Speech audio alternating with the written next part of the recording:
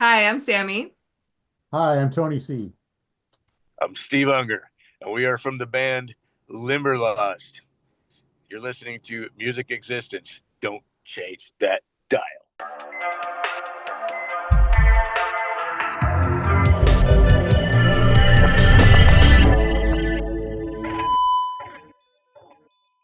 Welcome to another instance of music existence where, because of music, we exist.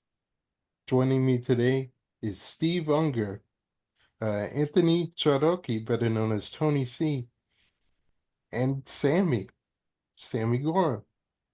Welcome, everybody. They're from Limberlost. They're following up their 2021 album Good Fight with Beautiful Scars. It's coming out June 13th. And preceded that is the new single out called Alien. But great to have you guys. Welcome. Good to be here. Happy to be here, man. Thanks. Yeah, so let's get started. So take me back to the very beginning with each of you. What was your musical environment like, and how did that inform each of your musical backgrounds? Oh boy. I guess I could go first since I'm probably old, Yeah. older than anybody. By the way, thank you for pronouncing my name correctly. That was pretty impressive. You even sounded Italian when you did it. Charoki. I'm I'm Karaoke, I'm German. yeah. I'm German and Okay. Irish. So Yeah, nobody ever says it right. Even my family doesn't even say it right. But yeah, so I started like it sounds kind of cliche, but as long as I can remember, even in elementary school, walking home from school, writing songs in my head that I would sing every day as I got home. But started actually playing in bars up in Fairbanks, Alaska, when I was 14. Um, and it's kind of rough and tumble back then. I really had no business being in a bar or anything. But by the time became 18, I moved down to Seattle with a touring band and played all up down the West Coast for quite a few years. And I've been in several other bands before this.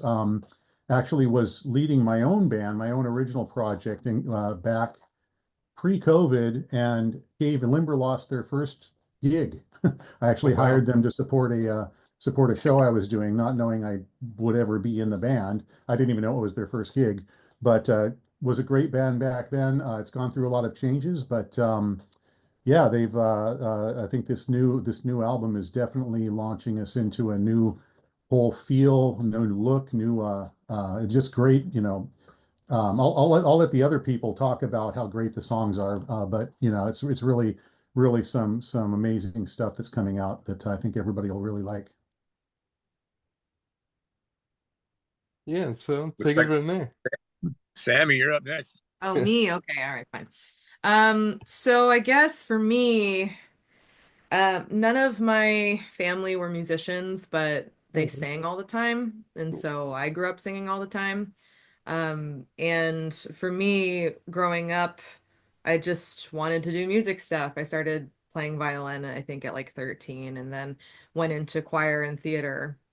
Went to college for opera, same as Brittany, actually. We went to the same undergrad at Oh, Northern wow. Arizona University, and that's how we know each other. Um, but I was doing a lot of opera stuff. I went to grad school for opera for a year. I didn't finish that master's degree, but I went to Indiana University. And after that, I moved out to Seattle and was doing a lot of local opera stuff. I had my own small opera company for a minute. We were doing modernized versions of classic operas like in people's houses. It was really fun. And pandemic kind of shut that down. And around that time, I actually, a buddy of mine started playing in a band called Greyhawk in Seattle. His name's Revere. He's another opera singer. I knew him from opera stuff, and so I saw him singing in this power metal band, this classic metal band, and was like, "Oh shit, I kind of want to do this." Yeah. And then everything shut down. So I had all this time and was like, "Well, I guess I can work on this." So I started working on it, and then told Revere like, "Hey, I kind of want to be in a band." And so he actually got me in touch with other And then people, and that's where the now, power metal foundation for your vocals came in. Wow. yeah, Cool. yeah, exactly. But that's where we're at now. Yeah. So Steve, take it. All right. Well, let's see here. Started with my grandpa was the first chair violinist for the Harry James Orchestra, and Oh, my mom was a, piano player. So and my dad he played a mean radio. So when it got to like the fourth grade music programs and everything, I kind of got pressured into playing the violin in the orchestra. Didn't really want to, but I did because I was just trying to hold up what my grandpa was doing, I guess. And uh, I basically hated it the whole time, so I learned how to play bluegrass on the violin instead of the cheesy stuff that they taught you in school. And so I kind of, started falling in love with the bluegrass sound. And then let's see here. Actually, before that happened, my mom and dad brought me to see Elvis Presley when I was 6 years old, and that pretty much ruined me for life. At 6 years old, I knew what I wanted to do with my life, and Wow. then Yeah. yeah, and after that, I just started, going to concerts and everything, and it's crazy because the first concert I ever saw was Elvis Presley, and the second concert I ever went to was a Motley Crue concert, but they had Autograph opening up for Motley Crue. Right, right. It Uh, was that time, and right? Was it early 80s, mid 80s yeah, time that was there? like the Theater of Pain tour, I think it was. So that was the Motley Crue show was the second show that I went to, and Autograph was the opening band. So the Right. second band I ever saw in concert was Autograph, Was that and when it's they crazy did turn because up the radio, or was that before then? yeah. And then so here it is, fast forward about I don't know 40 years to today. I've been playing with Autograph for the last 3 years. So it's crazy that the second band I saw was a band that I'm playing with. Wow. So Uh, what? So where did Metal Church come in? Metal Church I joined in 2003. Okay, cool. Yeah. Yeah, and I'm there till today. I mean, Middle Church is still a band. We're not really doing a whole lot. Last thing we did was a Australian tour. That was about I don't know, a year and a half, 2 years ago. Okay, cool. And yeah, Kurt Vanderhoof has some issues with his back that he's been trying to work through, and Oh it's man. kind of a pain in the ass for him to be out on tour. He's always in constant pain and everything. So we've been kind of laying low for a while, and I got the call from Mike saying that hey, the band we're reforming here, rebuilding things, and we got a new album that we're working on, and we're looking for a bass player and a guitar player. And I've known these guys for geez, probably 10, 15 years now, and I've always liked the band. I always thought they were a really good band, and so yeah, I mean, before what they are right now, they were a good band, but they really weren't something that I could see myself in. So I was like, well, send me what you got going on, and that way I know, who to reach out to and say, hey man, I got a band, buddy of mine's band looking for a bass player and a guitar player. Well, so Mike sent me the stuff, and I started listening to it. And I was like, oh damn, that's a great song. And then I hit the forward button, and I'm like, holy shit, that's a great song. And I went all the way through the album. And I was like, God damn, this is a really, really solid album. This is all like Grammy Award winning shit. And so I called my son, Devin, Yeah. uh, and I was like, hey, man, have you talked to Mike? And he's like, well, he's called me a couple times, but I haven't gotten back to him yet. And he's like, what's up? And I'm like, well, I'm going to send you some stuff. Tell me what you think. So I forwarded him the album, and he listened to it. And he calls me back an hour later, and he's like, the hell, man, this is all award winning shit. And I was like, yeah. So we talked it out, and I was like, what do you want to do, man? He's like, I think we should do it. So I called Mike back, and I'm like, hey, bro, I think I got you a bass player and a guitar player. And he's like, all right, let me grab a piece of paper and a pencil and give me some names and numbers. And I was like, well, you're already talking to me right now. And he's like, dude, are you serious? You'd be interested? And I'm like, bro, this is like, you guys like went and reformed the band, and like the band really grew up. It's this album is absolutely epic. I was blown away when I heard it, Yeah. and I'm just happy, and so's Devin. I can speak for him because he's my Hmm. son, and we Yeah. talk all the time. We're both ecstatic to be a part of it, man. And the whole band. I mean, like I say, I've known these guys for a long time, and I've always loved them as people. So now picking up and moving forward with them, actually being in the band with this new material, I can't wait to see what's coming up here in the near future, man. Yeah, you It's can really cool. look in some of the older Limberlost videos, and you'll see Steve in the background or in the studio, kind of jamming along with us, and no Yeah, idea yeah. that he would ever be in the band. Yeah, so No. he's like the hidden cameo that is like, foreshadowing of what's to come. Yeah, yeah, Also, yeah. It's like, oh, he's just he's I just love these. waiting for his chance. He's waiting for his chance to pounce. Every time we do one of these interviews, I learn something new about the band members that I'm actually in. I had no idea your dad played with Harry James. I know or knew was good friends actually with both of the keyboard players from the Harry James Orchestra, Al Lerner and Dick Adams. They both Oh, passed man, now. you are old. Yeah, well, they were old when I knew them, but yeah, I got Yeah. to talk to your dad. That would be awesome. That's cool. That like Steve, I mean the contrast of kind of that metal spectrum you have, your stuff in Autograph and also, you know, Metal Church. And I was wondering, when I first heard Autograph, it was on one of those 80s compilations called Heard It on the Radio where they have like those hidden gems. And Yep. it had like Chilliwack and Donnie Iris and Widow, and like these Yep. like Yep. 1-2 hit bands that are like big like everywhere else, but in the US they're only known for like one hit. But it's really cool like where you find these bands. Like I was jamming along yesterday to like those compilations. And Metal Church, the big influence on like the Seattle scene. A lot of the grunge guys really took to them in a big way. Alice in Chains, Soundgarden, Melvins, they love Metal Church. Yep. Yep. Well, I mean, I grew up playing in a. I mean, I wasn't in the band with Alice in Chains, but Jerry and those guys before they were Alice in Chains, they were called Phoenix, and then they changed to Diamond Lie. Yeah, yeah, And yeah, I remember. yeah, yeah, yeah. We were under the same management company, Stonehenge Productions, I think it was. A guy by the name of Mike Bernhardt. He had a house that he ran his office out of, and the whole downstairs of his house was like a studio rehearsal pad. And so my band that I was in at the time, and I guess Alice in Chains before they were Alice in Chains, so I don't know if it was Phoenix or Diamond Lie at the time, but we were sharing that rehearsal pad, so got to know those guys, pretty well. Did a couple shows with them and such, and it's kind of cool and amazing to see that everybody's grown up. I mean, those guys, Alice in Chains become one of the biggest bands on the planet, so congrats to those guys. Jerry's out doing solo stuff now and just killing it. It's great to see guys that you just grew up, side by side with, driving your piece of shit, car to the rehearsal and carrying your guitar in and rehearsing for 3 hours, and then you high fiving each other as the next band came in to rehearse, and you know, to see that some of us actually stuck with it and actually pulled it off.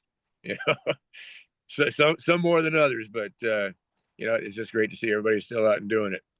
Hmm.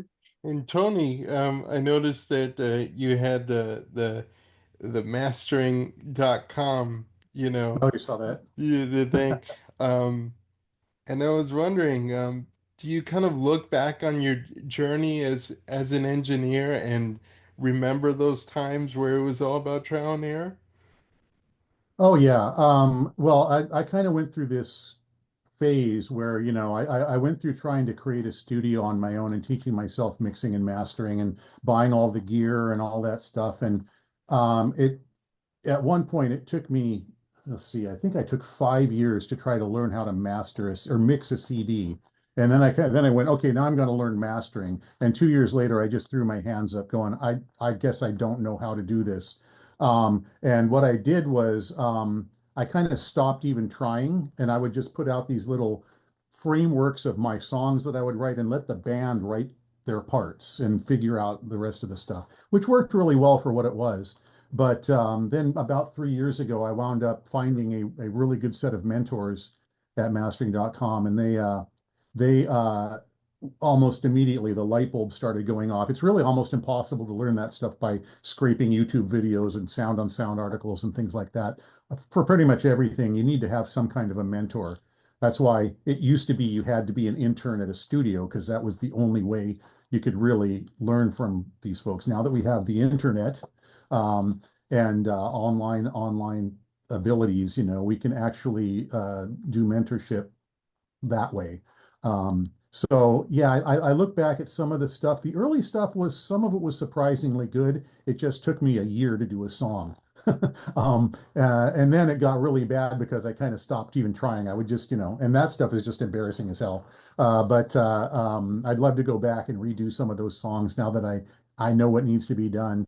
But again, everybody keeps saying, don't look back, move on.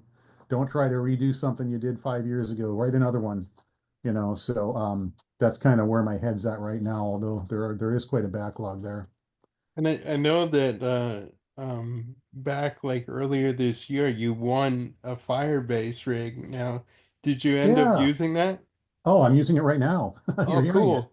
Yeah. Yeah, it took a little while to figure it out because it's it's a massive piece of hardware that's way bigger than my studio here. I mean, I could do a lot more with it. So it's kind of overkill, but I was in the market for a new audio interface anyway, and I just happened to win this, $2,500 interface while I was there. One of my other co-engineering students actually sent me the form to enter, and then I won it instead of him, which he still won't let me live down, but okay. I'll let him come over and plug his mic into it one of these days. Yeah, and so the band Limberlost, it's gone through numerous iterations. I know it started in 2010, broke up in 2015, came back in 2018, and I know Tony, you were part of that kind of initial revamp, and then Sammy came in recently too. Now, Sammy, you said that you and Brittany have the same background. Um, so like, what is it about your bond that really ties you together, both as musicians and as friends? Well, it's funny. We have the same background and we went to the same undergrad, but we weren't close All right. then. But So is this we like a newer kind of experience for you? ish, yeah, Okay. ish. We both moved to Seattle the same weekend separately. All right. So we found that out later, and it was like, wait, whoa, like Oh, this is kind of two and weird. two Like she moved together, up, right? yeah, like she moved up with an ex, I moved up with an ex, and like we both moved at the same time. And it was kind of like, whoa, we don't know anyone here. Do you want to be friends? And so we became friends. And we hung out a lot. And this was like in 2014, 2015. This was a while ago. And that's when we became buddies.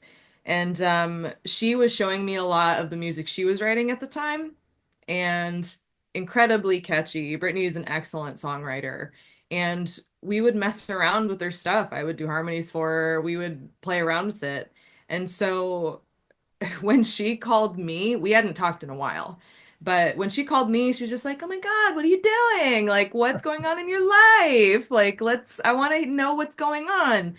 And I had a feeling.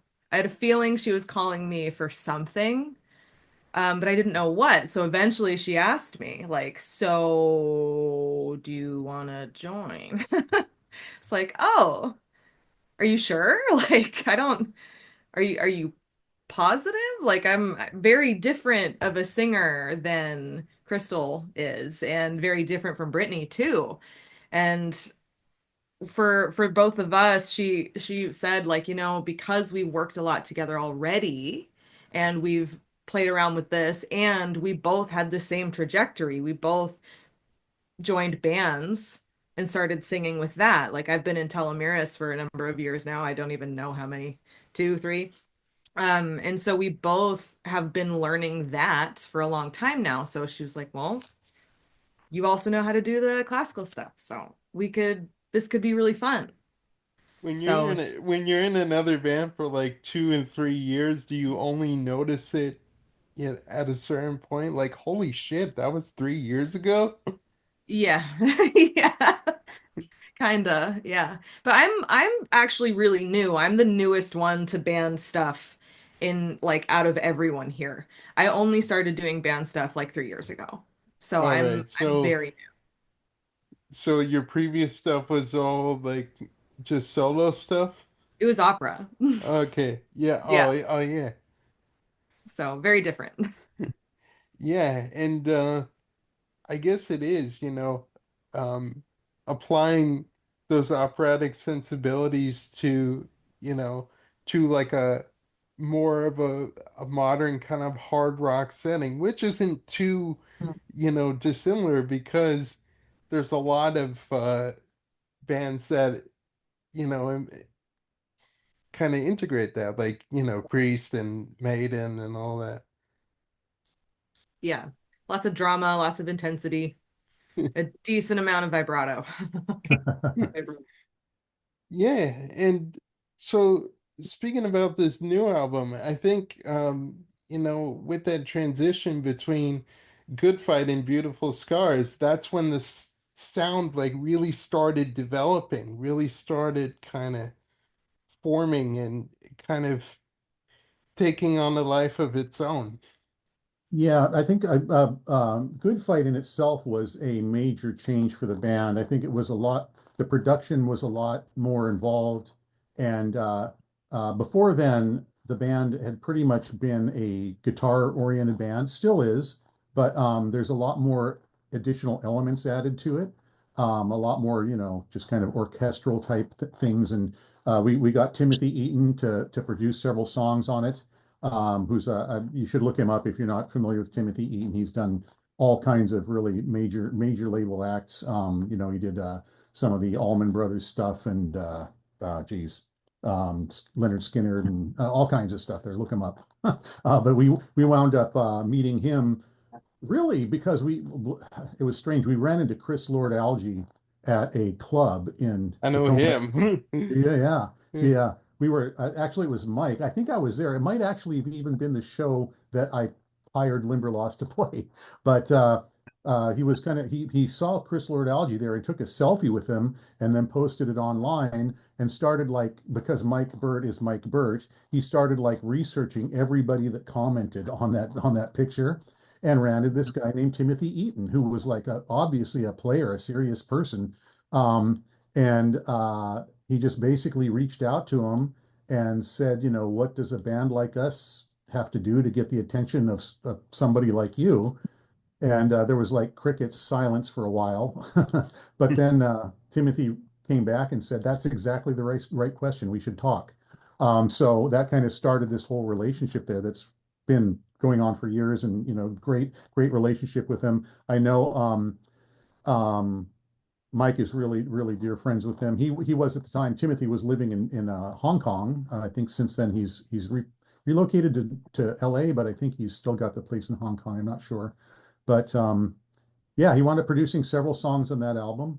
Still, this new one is again a major change. It's still Limberlost. You can still hear a lot of the elements there, but the personnel have changed. And as you were kind of alluding to it, when you're in a band 2 or 3 years or longer, you change a person in the band, and the whole culture kind of shifts, often in unpredictable ways. But it's always going to be slightly different. So everybody has been adding their flavor to the band. I think we've got three new members basically now, with Sammy and Steve and Devin. So we haven't even been together long enough to really tell where that's going to go, as far as how the bands interacts with each other. But so far it's going really well. I think this is the best lineup we've had. I mean, this is going to be, as far as I can tell right now, everybody's rowing in the same direction, and nobody is being kind of towed along. There's always somebody in the band that just kind of is along for the ride. Right. Is Yeah. it like revolving? Is it amicable or is there Oh like yeah, yeah. We won't get into fights until we've been together a year or so. Then we'll start beating each other up. okay. But yeah, it's really amicable. I mean, Steve's great. It's a little it's hard, it's easy to forget that the level in the music industry that Steve is, certainly I haven't gone on world tours with a band like Metal Church or Autograph. So yeah, it's just really great to have him in the band, but there's no attitude, no airs. He lets me drink his whiskey occasionally, and Occasionally. yeah. Screwball, baby. Oh, Okay, cool. I'll take you up on it. But but it's cool. So like the new single Alien, I in meeting all of you and knowing this the theme of this single, has anyone, in this band really dealt with like imposter syndrome at a certain point? Continually. Anybody? I'll let somebody else talk to that because I could yeah. go on for an hour. This is the music business. It's full of imposter syndrome people. It Like you look at yourself and you're like, I'm here. I like at this moment, people are talking to me. um, well, I I don't know. I guess what you're talking about is something that we all worked towards since we were kids. I mean, Hmm. this is all I've ever wanted to do with my life, and I got pretty lucky. I answered an ad 2 weeks out of high school that said, bass player with vocals needed for touring rock band. And 2 weeks out of high school, I joined the band and started touring the country, and that's what I've been doing ever since. So it, it it's been a pretty lucky run for me, I think. Not having to do the 9 to 5 grind, Yeah, punch that time clock or any of that kind of right. stuff. Uh, but a lot of people say that when things like that come easy, that you take it for granted. I don't take it for granted, not 1 second. I love and cherish what I've been able to do and what I still get to do my entire life now. Uh, it's not like I got a big 401k plan or anything like that. My retirement's probably going to be not a retirement. I'll probably die at about 85 on stage. Because you've uh, been there in the like places like you think, momentum's going, and then for some reason like it all ends abruptly. You're like, wait, where am I now? And you're like, oh, I thought these guys really liked me, and like, nope, not gonna go no contact. You're just like up in the dust. oh yeah, I was actually fired from a band that I started called Oh, Stress, and it was because they said that I was too much of a showman and that I was upstaging the singer. And I was like, well, then the singer should probably step up his game a little bit. I mean, Yep. he's a dear friend of mine, and I'm still friends with all the guys that are still alive anyway. Augie, he was a keyboard player, he's gone now, and Victor, who was the singer, he's gone now. But yeah, I was actually fired from the band because I was the guy running around the stage and jumping around and dressing flashy. They're like, we need you to put on a pair of tennis shoes and a t-shirt and maybe even cut your hair so that you don't draw so much attention away from the singer. And I was like, yeah, I'm not going to do that. And so I got shit canned. And then the band went on to record an album. And then the album did nothing. And then the band fell apart. And karma. now, and the funny part about it is that out of all the guys that were in that band, I am now like the only one that's actually still doing it on a professional level. Oh man, should have So stuck yeah, to your guns. but stuck to my guns. Yeah, but yeah, like you were asking earlier on an imposter level, the music world is full of imposters. I mean, I got friends that say that they play in bands that they don't just because they think it's going to get them laid. Yeah, I There's mean, also a couple of things on that too. Is that first of all, imposter syndrome for anybody that's listening and suffering from that, it's a good thing. You should always feel like you're like you don't belong in the room, that you're not good enough to be mhm, with the people around you, because that means you're growing. I mean, that means you're learning something, you're expanding. If you don't have imposter syndrome, you're probably in the wrong crowd or the wrong room. mhm, And what happens though is that you wind up doing something long enough, you'll always have that imposter syndrome if you're doing the right thing, but eventually people will start perceiving you differently. Like they'll, it's kind of amazing when that happens, when, you know, I feel like I'm still trying to make it and people get confused looks on their face and go, what do you mean you've made it? What are you talking about? yeah, But you won't realize when you are the real thing. Other people will tell you. You just kind of grow into that by doing the right things. But yeah, imposter syndrome doesn't go away, and it shouldn't, because that's Yeah, really how you know that you're still on the right track. truth. And people that are really doing it, they really don't. They're not the ones that are telling people that they're out doing it. They're just doing it. Proof's in the pudding. When they see your videos and they see you're out on tour and they see all the things that you're doing, uh, that speaks way larger volumes than if you're telling people what you're doing and who you are and everything. Because people that are somebody usually don't tell people that they are who they are. Yep. Yeah. Yeah. But going back to the imposter thing, I've actually had a guy walk up to me and tell me that he was the bass player of Metal Church, Oh and man. you know, yeah, and he was like, yeah, I'm in the band. I'm really good friends with these guys. If you need to get a ticket in or something like that, I could probably help you out. And I was like, really? You could get me on the guest list? Yeah, and yeah. Like, it's like, yeah, I'm the fucking bass player, man. And I was like, dude, put me on the guest list.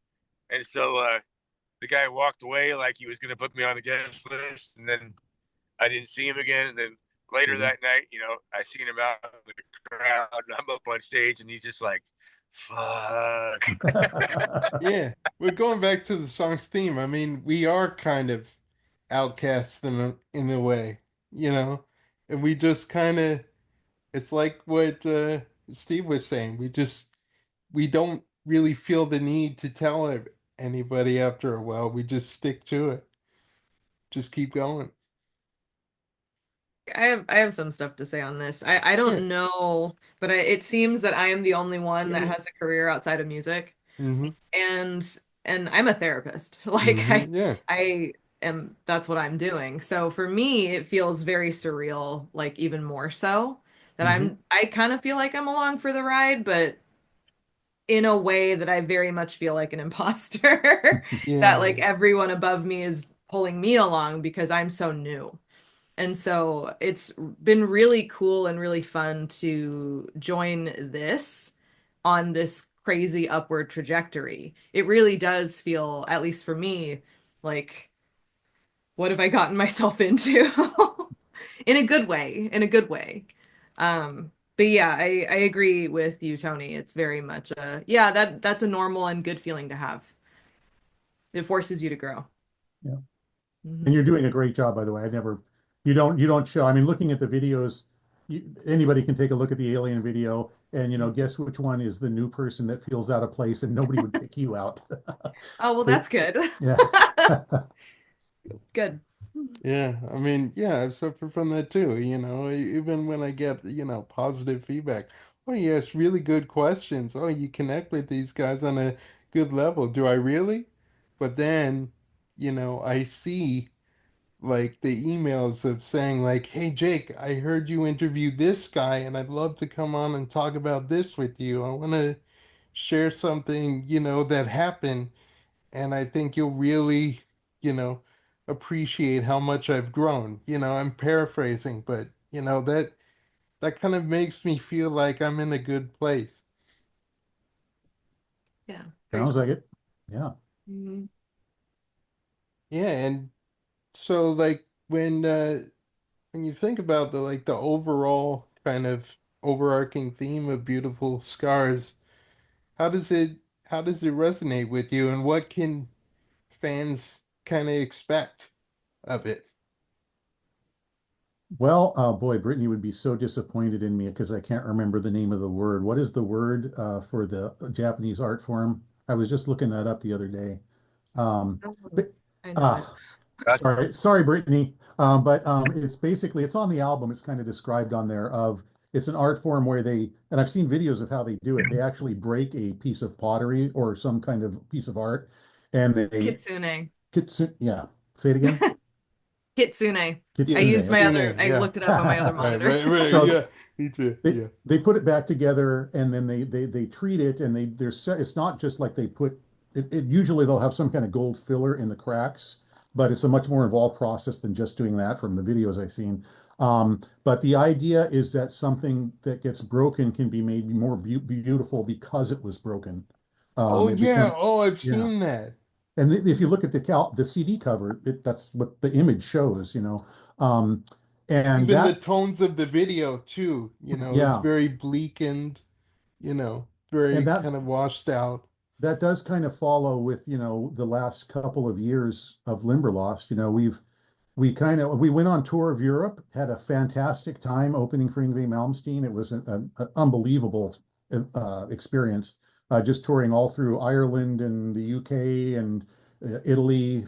We played major venues at all the major cities in those countries, and that was quite an event. But after that, following up with that, there were just a lot of things that, you know, at one point and I told Mike this too, I wasn't even sure when he called me up to kind of hear let me hear these new tunes. At the time I wasn't even really sure if the band was together. So at the time, you know, it was kind of in limbo. And now it has somehow fused together into something that is like leaps ahead of where it was. And I think that that kind of applies to the art form. Where the band is following that whole paradigm in a surprisingly accurate path, down a surprisingly Yeah, and accurate you've path. seen bands, especially adapting to this modern streaming era, when they get picked up by, new management, like you guys were picked up by Paul Paul Crosby Crosby. of Saliva, and like each revamp has its specific kind of characteristics. Some do this, some do that when it comes to promotion, but I don't Yeah. think it's just that has given you the jump. I think you guys have all grown as musicians. Yeah, I think so too. And by the way, speaking of imposter syndrome, when Paul Crosby first called Mike, Mike hung up on him. He was saying, "Yeah, this is Paul Crosby from the band Saliva," and it's like, I'm not good. I'm "Yeah, not I'm not good shut the enough fuck for up." your Yeah. services. And Paul had to call him back at least once more and to convince him that it really was him. Because, yeah, why would Paul Crosby be calling us? Yeah, You Paul fucking Crosby. God damn. know, But uh but it's really cool how you guys have, you've all accustomed to, being in the band, even with your different levels of experience. And I bet this new album is gonna be great. I see the pre-orders. I'm gonna get myself one. Um but overall, what have you guys learned about yourselves considering your career thus far? Not only not only as musicians but as people. What have you learned about yourselves? Hmm. Well, that's a deep question, man. Yeah, I don't know. It must be dumb because I just keep doing the same thing. I'm like the definition of insanity. You just keep doing the same thing over and over and over again. expect Uh, something different, right? But yeah, it's yeah. But You think that I'd learn and I'd change something, but I don't. So I don't know. I don't know. I've lived by the old saying, "If it ain't broke, don't fix it." Um, I mean, life is a learning curve, and kind of like what you were talking about the Chinese art and everything like that, breaking it yeah, and making it better and more beautiful. yeah. I mean, true when you go down the wrong path and you screw up and you make a mistake, obviously you learn from that mistake, and you try not to do that one again. But in a different situation, that exact mistake that you made for the last situation might not be the wrong thing to do in that situation. Wow. So you gotta. I think you got to keep an open mind with everything, and for every situation you're in, kind of figure that situation out on its own. Uh, you know, so as far as learning things about myself, I don't know. I'm kind of a hilarious idiot, I guess. I crack myself up a lot, Yeah. but for the most part, I mean, I just like live life to have fun, and as long as I'm doing that, I think I'm doing something right, and I guess that's what I learned about myself. Mhm. Tony, what it's have you not, learned? sorry, say again. Tony, what have you no. learned? Um, well, a lot of it, I think, is that I'm my own worst enemy, like so many other people. You know, just kind of learned how to stop the dialogue in my head that tells me I'm not good enough. You know, that kind of thing, the whole self-doubt thing. I think there's it's all a program that you've been taught, and you'll repeat it, and you'll never change it until Yeah. you actively go in there and say, I'm going to start filling my head with good stuff, not the crap that other people are telling me or the crap that's already in there. Your brain is really gullible, if you will. I mean, I remember years ago seeing some pop star backstage getting ready to go on stage, and he was just going, "Man, I want to get out there and play. I'm so excited to get out there and do my thing." And I was sitting there watching that, go, why am I not that guy? Why can I not be? Why am I scared to death instead of being eager to go up on the stage? And what I did, I can't remember what where I got the idea. But every time I would feel that, I would convince myself that it wasn't stage fright, it was anticipation, basically based on what that guy did. I would just tell myself, I really can't wait to get out there, even though really all I wanted to do was run away. And that and a few other things, like embarrassing myself horribly a few times, cured me of stage fright. You know, your brain will believe whatever you tell it. You just have to tell it the right things. So, especially So your in other subconscious words, mind. like embarrassing yourself is only just a step toward growth in Yeah, that. It's it's not a almost be all end all of your whole trajectory. it's almost impossible to avoid, never embarrass yourself. But I've gotten at least to a point where I've been so embarrassed so badly in public that anytime I feel a little nervous, I just kind of think, what's the worst that could happen? It'll never be as bad as that was Right. because that was so bad. Do your worst. I don't care anymore. Um, so Yeah. yeah, you just kind of like convince yourself that even if what you're thinking, if you want to start exercising, for example, just convince yourself that exercising is the most important thing you're going to do all day long. Just keep telling yourself that, and you'll find out that your body starts believing it. It's like you start looking forward to it a little bit. And then pick the next topic that you want to improve. You Mm-hmm. can just talk yourself into anything, just about. Mm-hmm. What about you, Sammy? Well, let's see. Let's see. I have comments for both of you guys though. Steve, you said I must be insane because I keep doing it. It's only insanity if it's not working. Well, yeah. There you go. So it seems to be working for you. And I Yeah. really think, and this is going to be a therapist answer, sorry, but I really think it's really positive and powerful to be able to connect that, hey, this is what I want to be doing. So I'm just going to let it flow. If opportunities come to me, I'm going to say yes, right? Yep. Unless there's a good reason to say no, I'm going to say yes. And that's been a big thing for me. It's like, oh, when Brittany called me, it was like, there's no reason why not. There's no reason for me to say no. So fuck it. Let's see what happens. Yeah. And I think that's been a big lesson. And then Tony talking about, oh God, I did have another response to you. I Okay. had it, goes away. Was it Um, about the convincing yourself of doing anything, or yeah? yeah, I think that is something that everyone has a rough time with. Because they have to sift through emotions first to be able to convince themselves, Hmm. right? Like if you're unable to sift through whatever emotions are holding you back from convincing yourself, that's the problem. And for me, I have always tried to convince myself, and then I don't know, maybe 6, 7 years ago, I actually decided I'm going to go to therapy and start sifting through the stuff because things weren't lining up. But once you sift through that other stuff and then, oh, okay, well, I can convince myself now. And then things start clicking Mhm. and things start working the way you want them to.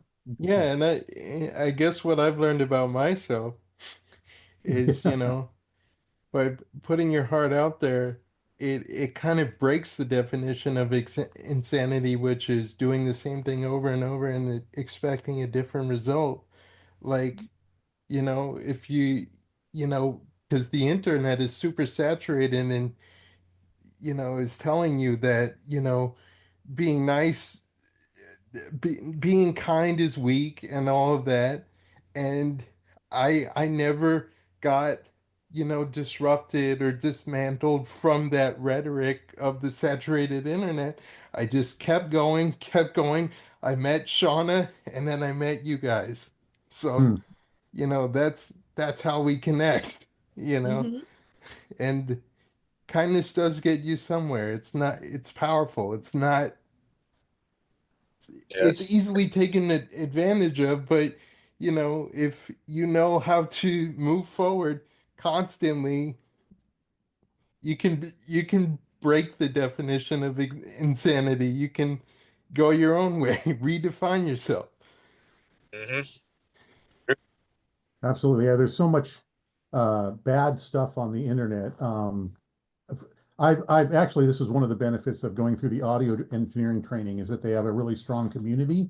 And I just started posting stuff there and avoiding Facebook like the plague. Oh, And I'm so much happier. I go on Facebook for 5 minutes at the most. And as soon as I start feeling a little agitated, I just turn it off this because stuff is so bad. It's like, it's I I did toxic. don't it. need anybody. I'm all in myself. Like, look at you. You Yeah. find each other. Strength is in community. It's not in solitude. People are preaching isolation. Oh, that's better. Nah, nah, come on. Yeah. You find joy in each other, you know? That's That's totally true. Yeah, you can and you can tell. I mean, it's very difficult. Maybe that's part of the emotional thing that Sammy was talking about. But um, like I was tolerating Facebook for years, and it was making me angry all the time. And I never really thought that, if I just stopped, I would stop being angry. I never really thought it connected the two somehow by some strange thing. But yeah, everything you like can. Facebook, Instagram, Oh yeah, threads. They're all it's not just designed to Facebook. like do your head in, like, Yeah. ugh. X or Twitter or whatever they're calling it these Oh days. no, Anyway, like yeah, forget it, man. But yeah. I know what you mean. Like it's so good that you're here. It's so good to be talking with you guys and having this deep ass conversation that we're having now. It wasn't what you expected, or was it?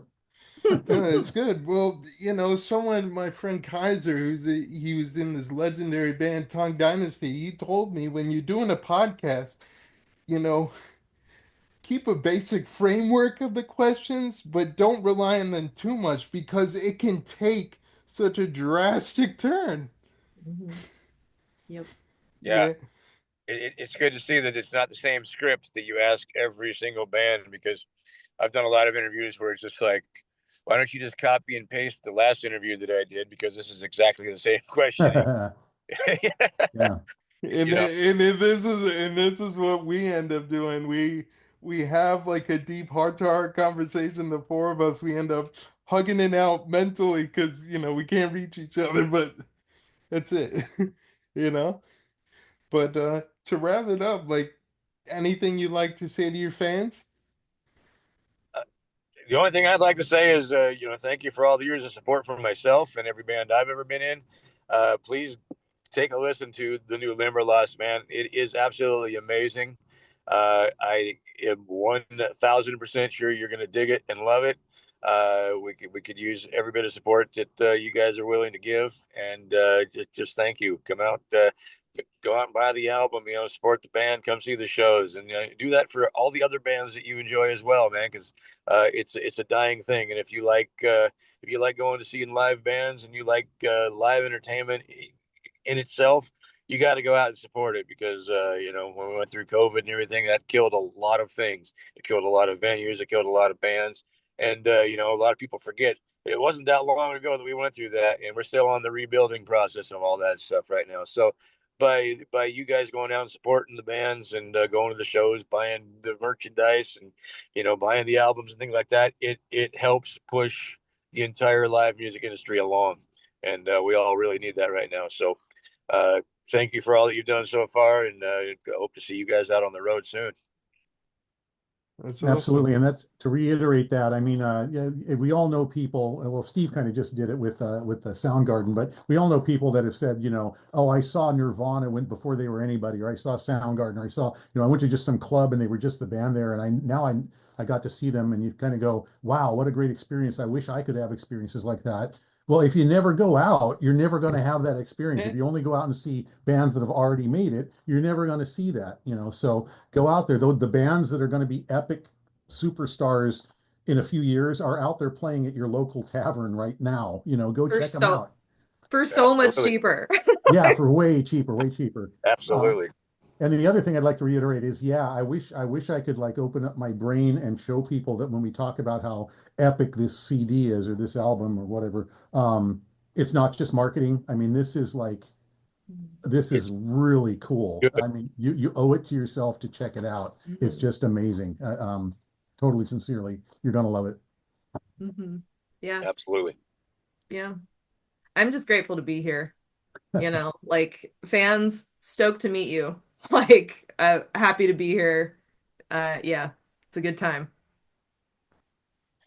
That's awesome. Thank you so much, guys. All All right, on. right. Thanks for having us, Thanks, man. Yeah, thanks, Jake. thanks so much.